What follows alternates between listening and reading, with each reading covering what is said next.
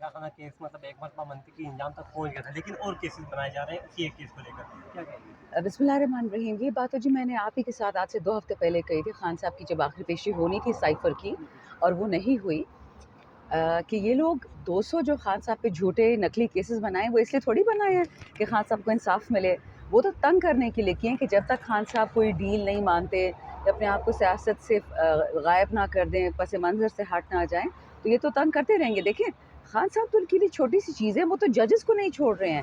जजेस का जीना मुश्किल कर दिया है, उनकी औलादों का जीना मुश्किल कर दिया, तो इमरान खान इनके लिए क्या चीज़ है? मैम अगर खान साहब डील नहीं करते तो फिर खान साहब अंदर ही रहेंगे, तो फिर मतलब तहरीक इंसाफ का मुस्तकबिल क्या होगा? नहीं, अब अल्हम्दुलिल्लाह पाकिस्तान का मुस्तकबिल पाकिस्तान की आवाम खुद लिखेगी। आपने देख लिया 8 फरवरी को आवाम निकली और जितने ये बड़े-बड़े अपने आप को हीरो और बड़े क्या कहते हैं नजूमी बनाते थे कि देख लेना। हाँ, फॉर्म 47 से और 9 फरवरी का अलग इलेक्शन हुआ, वो उन्होंने बेशक अपना पूरा कर लिया, बट 8 फरवरी को जो आवाम ने अपना जोश वलवला दिखाया, टेलीफ़ोन बंद, इंटरनेट बंद, लोग फिर भी निकले। मौत का खौफ था, बॉम्ब ब्लास्ट का खौफ था, कोई घर पे नहीं बैठा।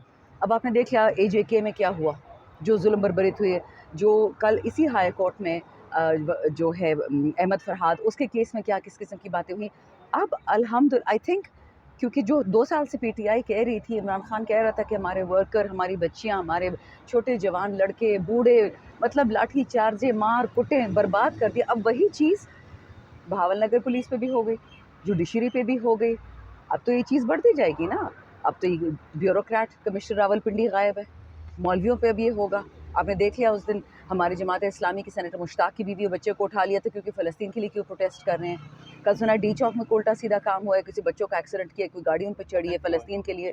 तो देखिए ये अब आवाम खुद करेगी और ये जो इस वक्त शिद्दत बढ़ रही है ना केसेस की कि जल्दी डील करें, जो हमें सुनने में आता है। देखिए मैं भी आपकी तरह एक पाकिस्तानी बाशिंदा हूँ, अगर मैं एमएनए ना भी हूँ, पीटीआई से ना भी हूँ, मैं आपकी तरह एक टैक्स पेयर हूँ, एक आम पाकिस्तानी हूँ, मुझे बिजली गैस पानी का हक है, वो तो दे ही नहीं रहे।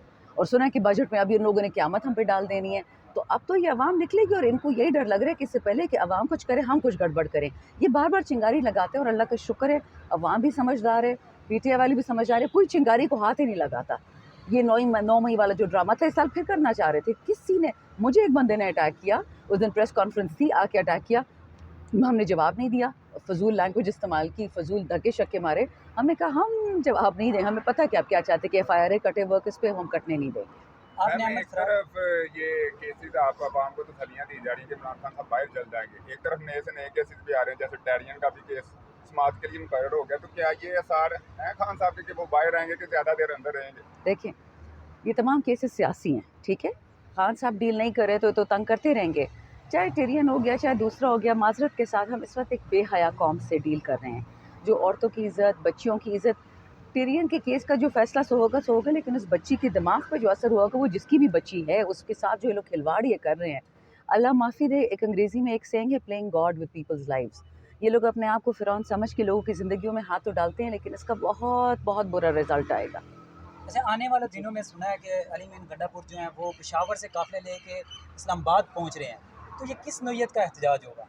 देखिए हमें तो जितना पता था एक फैसलाबाद का एहतजाज था जो हमें इजाज़त नहीं मिली करने की 10 तारीख को, अब सुना है 17 को पुश हो गया है, फिर एक इस्लामाबाद में हो रहा है, F9 पार्क में, केपी से। अब ये तो पूरे पाकिस्तान से एहतजाज निकलेगा। ये जो मुल्तान में इन लोगों ने धांधली की है दोबारा इलेक्शन में, इस दफ़ा तो वो अपने तैयार फॉर्म 45 लेके आए हुए थे, ऐसी ज़बरदस्त धांधली की थी।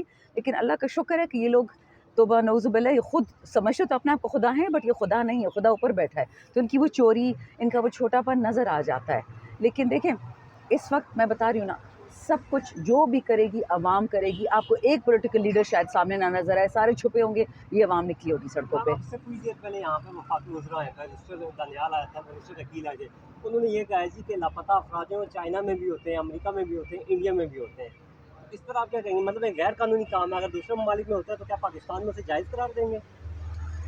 तो 3 बातें हैं, बैरिस्टर दानियाल और दूसरे जो आपने बताया बैरिस्टर, दोनों को मैं जानती हूँ, मेरी बहन की उनसे रिश्ते हैं, फैमिली है, दोस्ती हैं, तो मैं उनके पास ज़ाती बात तो कुछ नहीं कहूँगी। लेकिन ये मैं ज़रूर कह दूँ कि ये कितनी गलत बात उन्होंने कही है ना, जिस माँ से उसका बेटा या बेटी छीन ली गई हो उससे पूछो। ये जो है ना, ये जो तकलीफ़ है, ये जो खेल है, ये इस तरह नहीं ख़त्म होगा। एक सेकंड होल्ड करें, अली खान देखो, राशा अली खान। सर वाह देखो राशा दे वांट यू आ जाए सर 2 मिनट वापसी की चरते ही ब्याह अलीमा पाई का नाम ये आपको काटना पड़ेगा बीच में अच्छा वापसी भी करते हो सवाल के दोबारा शुरू से जवाब देती हूँ बैरिस्टर वकील को और बैरिस्टर दानियाल दोनों की हमारी फैमिली जान पहचान है, तो मैं ज़ाती कोई बात नहीं करूँगी। ये मैं ज़रूर कहूँगी कि यंग हैं, इनएक्सपीरियंस्ड है।